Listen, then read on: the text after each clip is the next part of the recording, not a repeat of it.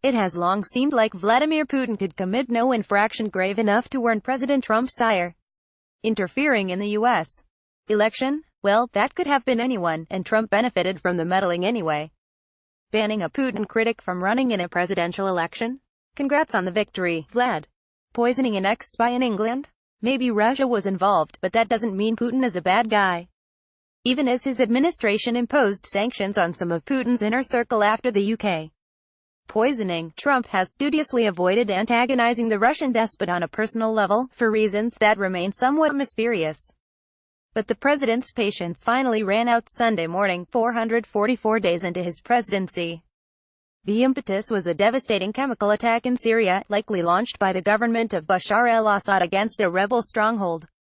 Dozens were killed in excruciating fashion, prompting Trump to finally go after his buddy. Many dead, including women and children, in mindless chemical attack in Syria.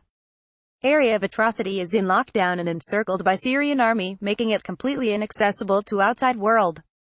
President Putin, Russia and Iran are responsible for backing al-Assad. Big price, Donald J. Trump at Real Donald Trump, April 8, 2018, to pay. Open area immediately for medical help and verification. Another humanitarian disaster for no reason whatsoever. Sick Donald J. Trump at Real Donald Trump, April 8, 2018. Russia has backed the Assad regime since civil war broke out in Syria in 2011, but has been more directly involved since 2015, when it began military operations in the country. The country has joined with Assad and Iran to encircle and bomb eastern Ghouta, the site of Saturday's attack, killing more than 1,600 people, according to the Syrian Observatory for Human Rights. But Russia denies that chemical weapons were used on Saturday, as does the Assad regime. Trump launched an ineffectual cruise missile attack in response to a similar chemical weapons attack last year, but last week he advocated pulling U.S. troops out of Syria altogether, a move that would hand Russia even more control of the country's fate.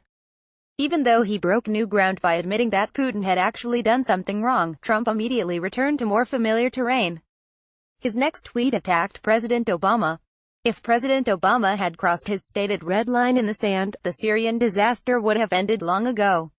Al-Assad would have been history. Donald J.